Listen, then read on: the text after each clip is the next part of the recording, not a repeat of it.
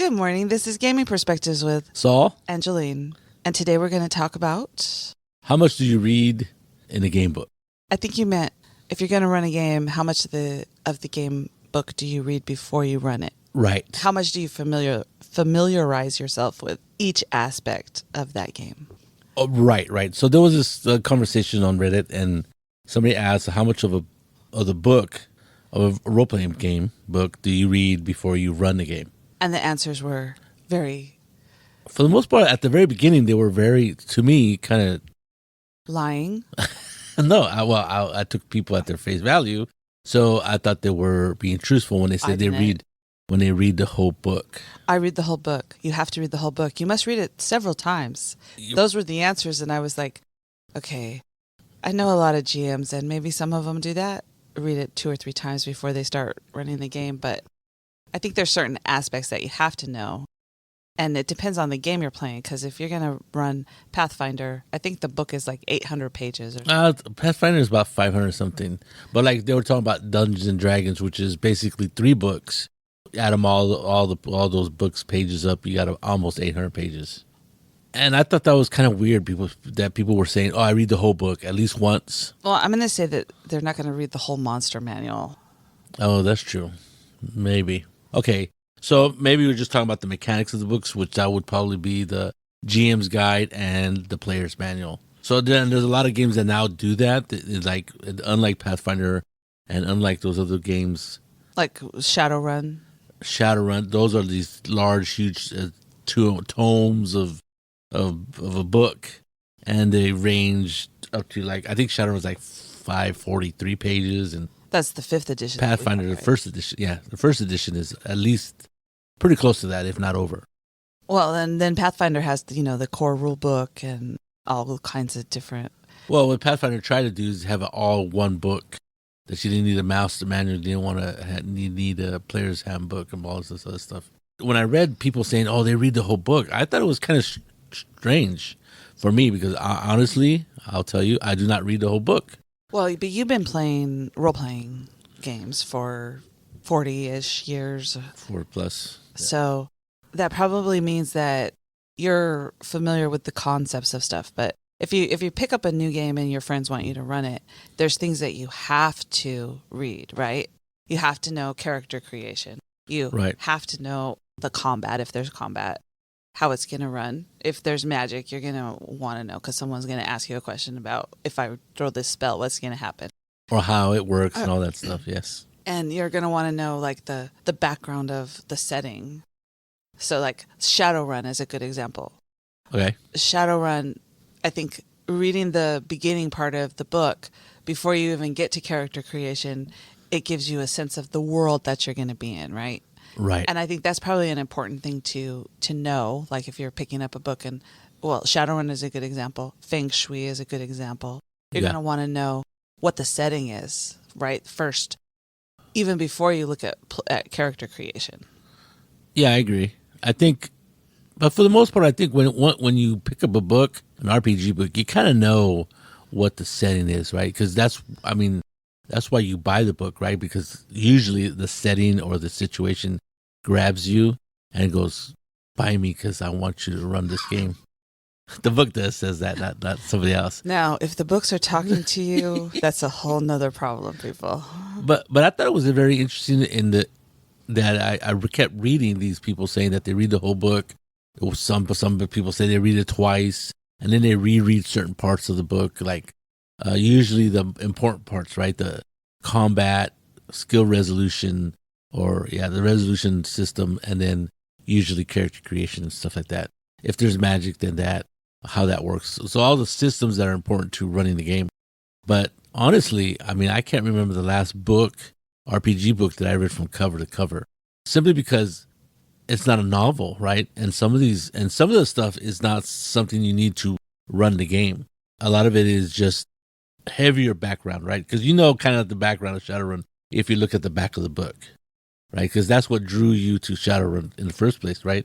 When you saw it at the garage sale and you read the back of the book and you go, and it just grabbed you, right? The whatever it said, I don't remember. I didn't read the back of the book. I Oh, opened it up. And Oh, you just opened it up and Yeah. started thumbing through it? Oh. And I go, hey, Saul has this. No, you asked me if I did. Because, well, you did. I knew that you had played it before. Okay. I go, Saul, I think Saul has this. He could run it for me. This is pretty cool. And our Shadowrun campaigns began with that inquisitive question. I think I want to play this game. So I think that happens quite a bit where people are kind of already like the book because they believe it's a certain system A or a certain genre that setting. they Yeah, like, exactly. Right. Well, and then the other thing is you're going to need to know whatever the game mechanic is, right? Right. Because that's going to be important. So if you're playing D&D 5th edition and you know that game mechanic, you know how all everything is resolved, all the different things you need to do. If you pick up a book that uses that system, Right. and it's a different genre that you like, you won't have to read the mechanics because you already know them. Right. Although I would suggest you do just to make sure they haven't changed anything. Yeah, usually they tweak it here for and there, for their world. Right. I think when I was reading the answers, like I said, I read a lot of people were saying, "Oh, I read it cover to cover," and there was people who were agreeing with that. And then finally, You got to the realistic answer. well, like I said, I like taking people at face value. And somebody said, "Well, I only read the essentials." And I'm thinking, the essentials? What's that? Or told the group, said the task resolution system, character creation, magic system, as there is one, and combat system. Those to them were the essentials of the game, and maybe a little bit of the background. But it all depended on how much they wanted to invest in the game before they played it. And another person said, "Well, I just run it by the seat of my pants." Jumping here and there, he reads it here and there, skipping sections, just reading what he thinks is interesting. And because of his experience, or their experience in running the game, or RPGs, that they were perfectly happy just learning the rules as they went along. And if they have a problem, they'd maybe not stop, but they would just go through the motions of running the game. And then later go back and look at the rule book and say, "Oh, this is how it's supposed to work," or "This is the mistake I made." Well, I think it depends on how often you run games and who you play with too. Because right, since we play a lot of new games or different games, right? Okay. With like the noobs group of gamers, they're all GMs except for like Cowie and me. Cowie, I don't know, has Cowie run a game? No. They'll look at it and go, "Okay, let's play this game. It looks interesting." And between everybody, they go, "Oh, this is the way that it goes. Is this the way that the task is resolved? Is this the way combat works? Let's look it up." And then during the game, whoever's running it, they'll actually look up stuff to make sure that let's see how it goes.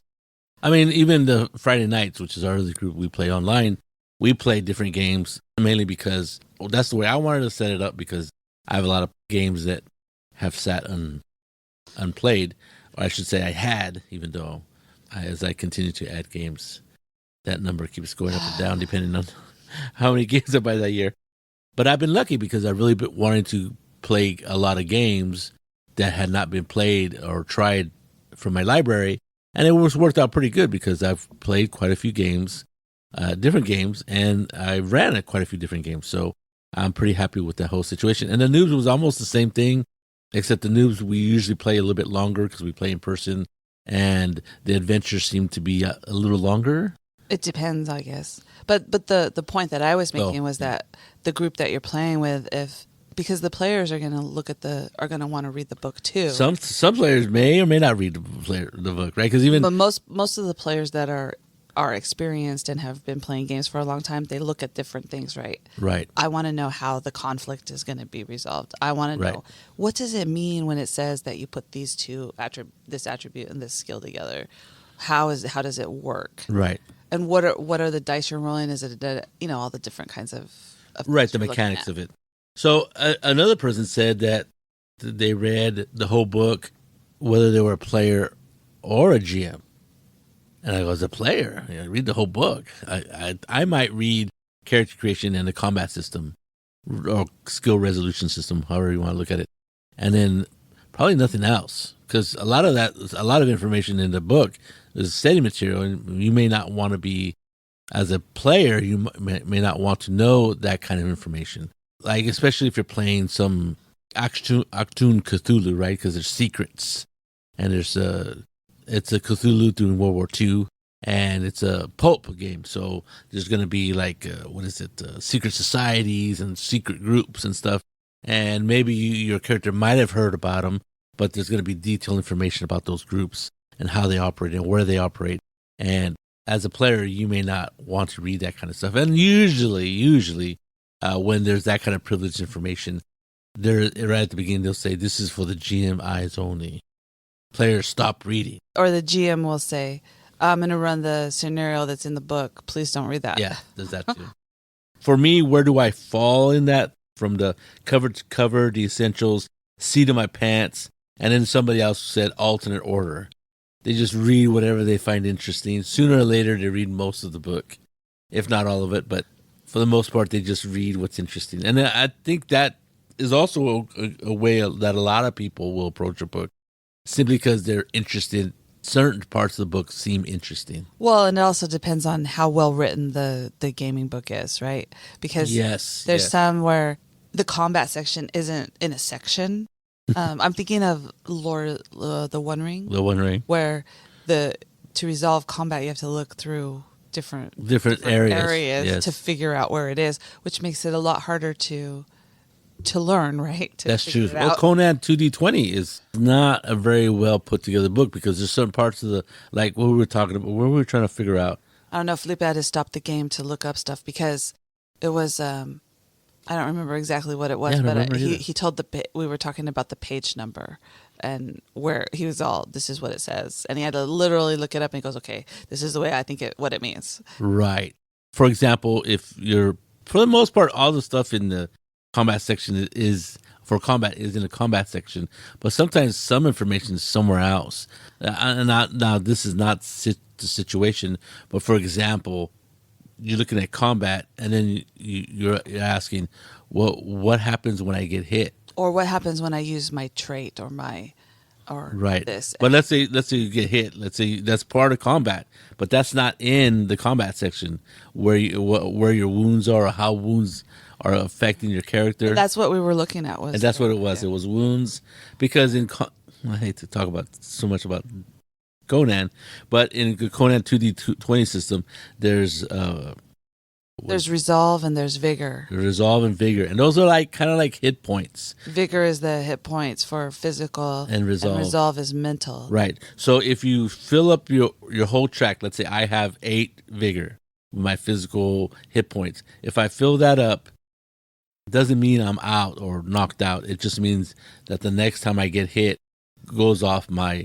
becomes a wound, and it becomes a serious thing where vigor and resolve are easily replenished by taking a short rest. The other ones are more permanent and it's more serious. And if you take, I forget how many, 4 of those, you die. And if you take 4 of the mental trait, once you get you go crazy. Once you get a wound, your rolls for everything you do are increased, harder, or make it harder, right? Yeah. It definitely impacts you. It definitely works in the Conan-esque way, right? Because Conan would fight, and he'd get hurt. And he would describe it, right? He'd be cut up, little cuts and nicks and stuff, and he might look like hell, but he's still fighting. And then he takes a more serious wound, or it culminates into a serious wound, and then Conan is beleaguered, right? He's more haggard or reacts slower because the wounds are taking a toll on him. So that's what it's trying to mimic, and I think it does a pretty good job. But the order that all that information is, maybe not. Isn't necessarily right in the same place, so that you know that. Yeah, so I thought that was kind of interesting, that last one, the alternate order. So what other factors are there in deciding whether you want to read the whole book or the parts of it, right? For me, is it a short-term game? Is it just going to be a one-shot? Like for me, with my groups, I'll say, I want to run this game, and people go, oh, I got to learn a new system or whatever. So I'll say, I just want to run like a 2 or 3 session adventure, see how it works, and test it out, see how this game is. Usually what he says is, I'm going to run this game at a convention. Can you guys please do a play test with me? Yeah, well, there's that too. That's too. So, how big of a adventure, or is it going to be a short campaign? More than like, so because some adventures are really long, right? Right. And some adventures are really short. Like if it's a quick start adventure, it's usually just enough to whet your appetite, show you how the system works, and have a little fun. 2 or 3 hour sessions sometimes. So how short? One shots also, like if is this going to be just a one shot? Are you going to run it at a campaign at a gaming convention? Is it just a one shot at your gaming group just to relieve for the GM and maybe in between bigger campaigns? Pre-gens, are you going to use pre-gens because sometimes certain games, the making of a character can be quite arduous, right? Like, for example, Star Wars, Fantasy Flight Star Wars, Conan even. These are games that takes a while to make a character because there's a life path system. There's all these decisions you have to make where... Our friend Jason would say that's the way you learn how to play the game, is by making the character creation, because as you're going through the character creation, you're going to read different parts of the book and learn about that, right? As a player. Not necessarily as a GM, but also as a GM, I guess, because that would help you to understand what's going on. Yes, I heard that as a GM, you should be able to make a character. Yeah. And you should read those rules and make a character. In fact, some people commented that they had to make a character in order to fully understand the system of making a character. Well, not only that, but if you expect your players to make a character, then you should definitely do it. But if you're going to use a pre-gen, you might want to look at, because some people are going to pick up the pre-gen and go, oh, I like everything, but I don't like this. What can I change? Can I change it? Yes. And they're like, I don't know. If I lower this, can I have that? I don't know. Pre-gens, usually pre-gens are easily made or available from the manufacturer of the game. Either you can download them at their website, or they might even have a quick start. And the quick start usually has pre-generated characters. And a lot of games now have archetypes, right? Like Feng Shui, because just to make it easier make it easier to create the character. It gives you like a template, and then you fill in. Yeah, just fill in the blanks, kind of. Yeah, like most make of it yours. Yeah, most of the characters are already made, but you just kind of fine tune different aspects of what that character does. And again, that depends on the rules and how intricate making a character is. Because making a character for, let's say, Tales from the Loop, which I always use as an example, that I actually doing a game that at a convention I've actually had players make. Because at the most, if you take your time and really are not grasping, it only takes like 15 minutes. 20 minutes was the most that it took. But then again, if you had someone a Shadowrun book and you say, okay, I'm going to put you onto Chummer so you can make your character. And they're going, I don't understand any of this. No. But going through the book step by step, it does help you to learn not only about the game, but what your character can do and stuff. Right. Because you have to choose different things, so it's very complicated. 20 minutes isn't going to do it. Yeah. I mean, there's huge differences, right, in the game, right, from game to game as to how difficult is it to make a character. And then that'll probably show you how difficult that game is, not to run, but how intricate and how many rules there are. How crunchy it is. Conan is the same way. Making a character is like, I have all these choices, and each choice changes everything that happens. I don't usually make a character by hand anymore. I use, there's a 2D20 Conan character creator, and all it is, you just click buttons. It could make a totally random character, just totally random, or you can pick and choose different aspects of the game. Even in the core book, when you make characters, it says you should just roll dice to see where you're from, where your homeland is, what your archetype is. It's pretty amazing.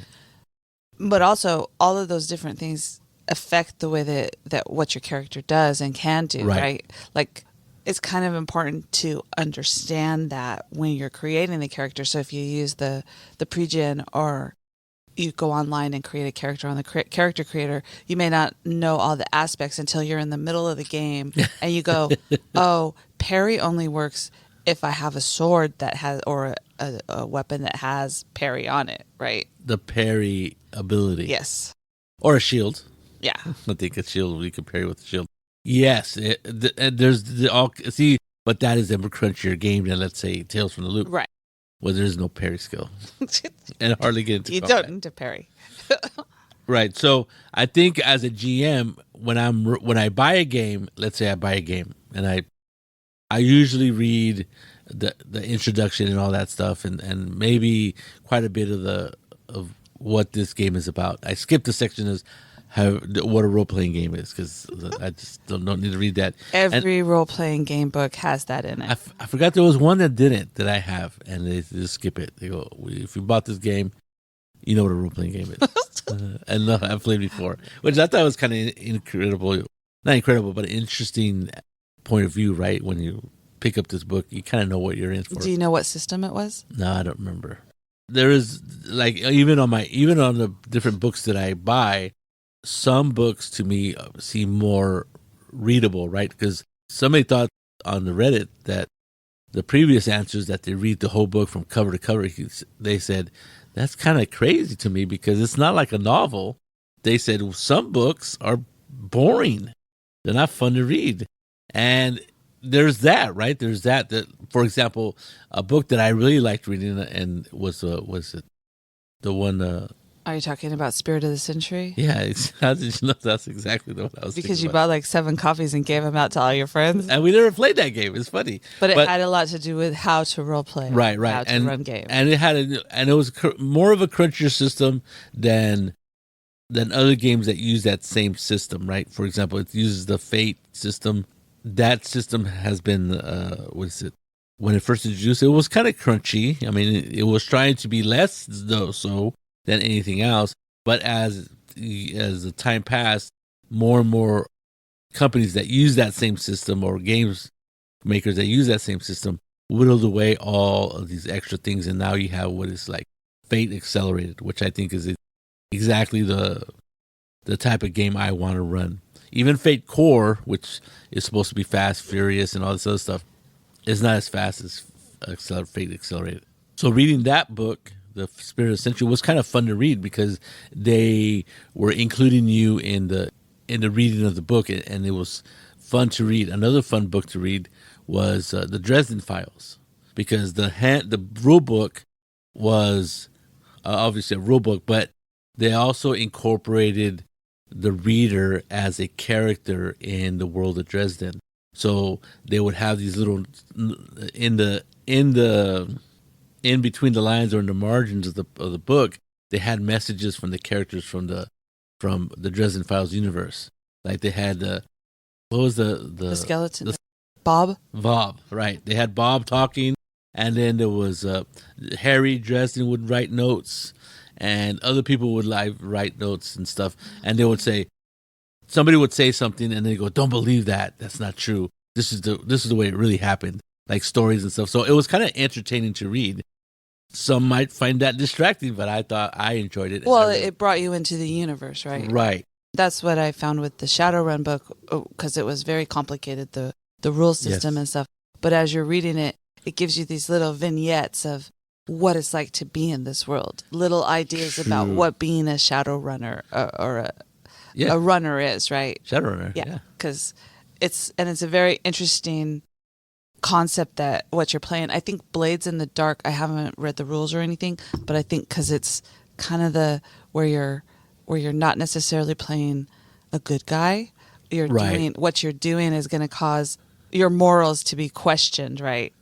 Well, you're basically a bunch of you're basically running people, things, going and doing espionage for Blades in the Dark. I think you No, I'm talking about Shadowrun. Oh, Shadowrun. Well, same thing there, right? That's what I'm saying. Is it's the same kind of concept, right? Blades in the Dark. You're not good guys necessarily. You're not within the law. Yeah. So that makes it interesting to go, oh, can I play? I can play a character like that. That kind of idea. Right. What is it? Which makes reading the book a little more interesting because it gives you an idea of what kind of jobs you do. And stuff. Yeah. Right. I haven't thought about it. You're right. I do not have Blades in the Dark, amazingly. And it is exactly like that. You are part of a crew, low-rung outlaws who are trying to make it bigger, right, in the scheme of things. And you're trying to rise in the ranks of becoming from a low-level gang to a full-fledged, what do you call it, mafia. It's like Breaking Family. Bad. I've not Doesn't seen end Breaking well. Bad, so I don't have no idea what that comment is. I think, I'm not sure reading the book from cover to cover is a good way of using your time, right? Or a necessary. It's not. Or It doesn't necessary. necessarily have to be necessary. Right. Like, for me, there's no book that I've read cover to cover. I absolutely never done that. One reason is because I'm a really slow reader. And two, I can easily, like most people, I think, we can get bored by reading stuff that's dry. You know, sometimes rules are not written very well and they're not very exciting. And therefore, might get bored from reading rules and more rules and stuff, where other game designers or writers have a much better, More exciting way to written. right.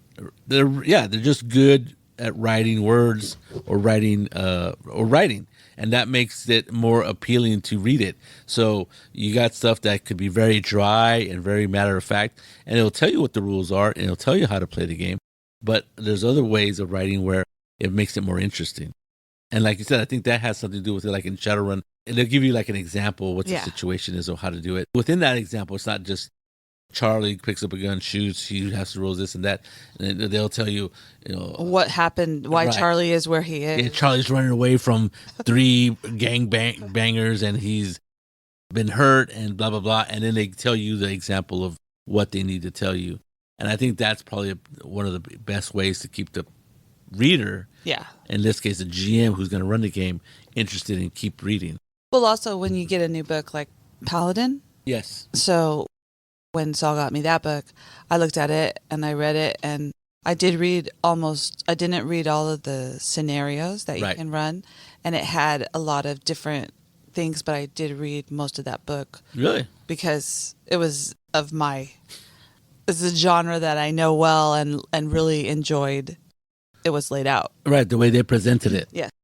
Since it was in the time frame that I was writing about or had written my thesis about, I was like, "Oh, this is cool." And Right. other people, this is exactly what happened when Charlemagne was. Oh, this isn't what happened, but this is an interesting idea. And Right. Knew something about this The background. time, yeah. Right. The time period. and not only that, about how nights work and all different kinds of things. I was like, "Oh, this makes perfect sense." And Well, I mean, that's another thing is how interested are you in the genre that you're reading about? Like, you might like a game, but you may not know anything about that time period. For example, Achtung Cthulhu is about World War II. I know a little bit about World War II, but I wouldn't consider myself an expert by any means, or have read quite a bit, where I have read a little bit about World War II. Other parts of history and other parts of history I really enjoyed, right? And so, like, I really like the Roman history. I really like ancient history, the Greeks, the Romans, Byzantines, and all this other stuff. So when I picked up Cohorts Cthulhu, Yeah. which deals with Rome around 79 AD, I was like, wow, this is really cool. Because, like Jolene, yeah, I had read quite a bit about the Roman Empire and about the Roman society and all that stuff. So when this book is talking about stuff like that, I go, oh yeah. And if you really want to get into Roman society and Roman rules and Roman stuff, there's another book that's kind of rule system that's kind of like Cohorts Cthulhu. It's called Lex Arcana, and that really dives deep into Roman society. And like, if you pick up a book, it's almost too dry, right? It's almost too lecturing, like my professors from San Jose State sometimes, when I was really tired and I'm like, wow, this is stuff that might put me to sleep. It's super interesting, but it doesn't gloss over like little things. Like, it tells you how they built forts and how they sacked for the night and all this other stuff. And it's a very interesting book. I really like that set of rules. you read more of it because And I read more because of it. you liked it. Because I want to know what their interpretation Right. of Roman events and Roman things, all things Romans worked. So I thought it was very interesting, much like probably with Paladin, right? Because you were saying, oh, that's not true. That was with Pendragon. And then I'm like, oh, finally I realized that it's Arthurian legend. It's not actual history, because the history. I'm like, wait, That what? doesn't happen. That what? And then again, you're speaking about a mythical place and people, right? The Arthurian legend, Yeah. King Arthur, and it's based on not history, but it's based on Sir Thomas Mallory's Like- book. yeah. The different legends of ideas of what, who, or where King Arthur came from. So, Well, versus Paladin, which is about Charlemagne. who's a real person. And I'm like, oh. And they talk about Charlemagne and his exploits, right? And what he did. And which to you seems more appealing because you studied that. Well, and- both of them are good. It's just when I had to get past the fact that the history wasn't exactly the way that I read it before Right, in the history book. right. It depends a lot on What you're interested in. what you want to get out of running that game. For me, a lot of times, hey, I just want to run it so I can say, hey, I ran this game. It wasn't just not sitting on myself collecting dust. But you also want to get other people's opinions on it. And a lot of times when you first run a game, you may have read the setting, the mechanics of the game, Right. the character creation, all of the rules that you need to know, and you start playing it. All your friends are going, well, if this happens, what is this? How, if I do this, how is it going to affect? And people open up the book or look at their PDF and they're going, oh, well, this is the way I think it reads. And someone else will go, no, this is what I think is going to happen. And so it turns into like a working session of learning that game for the first like adventure. Right, that's true. And some people might not like that, but some people who play games a lot are going to like that kind of idea because, or that kind of session because they get to learn what they're doing. So then the next time you play an adventure in that, people know more and don't have to ask so many questions. Right. Well, it's just like instant feedback, right? When you're running a game, you think, oh, I think I know all the rules. And then a certain situation comes up and you're like, oh, I don't know how to deal with that. Or I'm not sure what the rules say. And whether you stop the game and look at the rules, which I definitely think you shouldn't do, you just make the judgment and say, you know what, if I'm wrong, we'll come back to it, blah, blah, blah.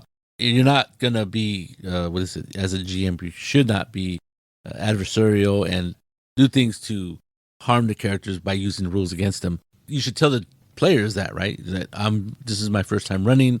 If I make a mistake, I just want the game to flow better. I want to catch the flow of the game. And if I make a mistake, let's just gloss over that mistake and go with the ruling. And then we can go back after the session's done and see how it was supposed to handle and see if I did it right. And then we can discuss what's the best way to deal with that situation. So I think you're right. When, like for me, when I'm going to run a game at a convention, I do want a session under my belt of that system just so I know how it works, right? Because I can read how it's supposed to work, but then playing it is a totally different beast for me. Well, and when you're doing the play test, that's when the people come back with, if I shoot this gun, what's going to happen? And what happens if I get shot by a gun? Right. Do I fall down and die, or do I have a chance of someone healing me? Right. Yeah, and I think that's the best thing to do is to just get it to the table and hopefully have fun with it, because that's what you're supposed to be doing. This is a game that you want to run a campaign of, or is this just a one shot to get it off the shelf, play it, and say, wow, I played it, and then decide whether you want to invest more time in this game, or, well, it doesn't really fit me, or I don't really like the way the rules work. And also, if the players, if you're going to be playing with people that are going to be depending on you solely to know all the rules, that first session might be a little stressful for you, right? Right. There's some people, I guess, because according to the Reddit, that they said that whether they're the player or the GM, they'll read the whole book. Now, I find those players far and few in between. And there is some of that out there. I'm sure there are. That would read the whole book? No, I don't think so. They'll read Well, like the combat system. you said you were taking people at face value, and now you're telling me. No, Now you're. I'll say there's not that many people out there that would do that. Okay. At least in my groups, well, I guess it's 50-50, right? If they're depending on how interested they are in the genre, in the game, and like if they if they're already kind of interested in the game, then they're going to read about the rules and how it works. Like for example, Morgan and Bay, when I ran Flames of Freedom, I ran it. So I ran it loosey goosey. I don't know how I would say it. I ran the game and I used the rules, but they have this, what is it? This like long action and short action. And I just skipped over that completely. I thought we were playing online. It was the first time running. I go, well, let's just see how the game flows and then go from there. And then I think Bay ran it. Bay goes, I didn't like the way you did that. I'm going to do it this way. And even Morgan goes, yeah. This is the way it's supposed to be. And Morgan goes, yeah, I read it. We should probably play it the way the rule says. Yeah. Okay, you guys. See, that's what happens when you play with a bunch of GMs. But I agree, because Conan, not only have I read the Conan books because you guys were like, oh, let's read the Conan books. And I'm like, this is pretty cool. But then the Conan system, I'm all, oh, I need to look at this because I need to know what my character can do, right? Right. And I'm not running it, but as a player, when you like a system, you're going to want to read more about it. Right, because like for me, I've ran it quite a few times. I haven't played it that much, and there was some talents that I forgot I had, and I forgot I not needed to use, but could use. And I'm like, oh, I can reroll this if this situation. Oh, I get an extra die if I do this action before I get into combat. And then it made the game, for me, more exciting because my talents, these extra gifts or whatever special abilities that I had, came to the table, and I'm like, wow. And I think as a GM, when it comes to running genre specific things, I'm thinking about Star Trek, Star Wars, Doctor Who, Conan, different ones like that. There's going to be people who are like totally know more than you do about the universe, right? Yes. And so no matter how much you've read about the rules, how the game works and stuff, you're going to come across people that are like, well, that's not the way that it works in Star Trek, right? Right. And they're going to explain it to you. And as a GM, I think you should just take that and go with it, right? Say, oh, I understand what you're saying. That's not necessarily what the rules say. But if you're saying that that's the way that it works, then maybe we'll play it that way. Or you're like, oh, that's pretty cool. Oh, that's what happens? Or different things like that, right? Well, I've run all kinds of games, including Star Trek, obviously. I ran Star Trek Adventures quite a bit. And from the very beginning, because I know the kind of players I'm going to get. Yes. Right? I'm going to get people who love Star Trek and obviously know more about Star Trek than I do. That's just going to happen. So at the beginning of every Star Trek or even any genre game that I run, I say, you know what? I am not an expert in Star Trek. He does it all the time. Yes. I go, I am not an expert on Star Trek. If I make some sort of comment or decision about the universe of Star Trek, this is my universe of Star Trek, right? It's not everybody else. I'm going to try to incorporate as much of your Star Trek that I can, but it's not. I may get things wrong, and it's just wrong in my little pocket universe. I go, if it's something small that is just, what is it, window dressing, I can understand that. But if it's part of the adventure that I've written and say, well, Klingons would never be friends with Romulans, and no matter if they're stranded on the same planet, I understand where you're coming from. But in this little universe and the crux of my adventure, that is what's happening. So I think that's just a warning for everybody who runs a game in a world or in a universe that a lot of people are fans of. Right. If you're a fan of what is it? I can't think of. Well, Doctor Who was interesting. Oh, yes. Because when I played in a Doctor Who game, those people knew, and I watched Doctor Who all the time. Those people knew more about Doctor Who than I could ever know. Well, they're really fans of the show. And they brought it in, and they brought it into the game in a way that was like, oh, I can see that. And the GM knew just as much about Doctor Who as most of the people. So I'm just sitting there in awe going, wow. That's pretty cool. So if you're going to run a game, there's all kinds of things you have to take into consideration about how much of the book you're going to read before you run it. Cover to cover may work and it may not, but at least know the stuff that you need to know to run the game. And a lot depends on how, like I said, how soon you want to start playing. Yeah. Right? If you just got the book yesterday and your friends say we're playing tomorrow, then you better hope that you have quick start rules that explain it really quick. Right. So I think reading the rule book, however you want to read it, is good, but I don't think you have to read the whole book from cover to cover to be able to learn the system and run the system. And then, like I said, there's so many factors that it depends on how you like to run games and what kind of games you like to run. So good luck. There you go. Have a good day. This is Gaming Perspectives with Saul and Jolene. And you have a good day.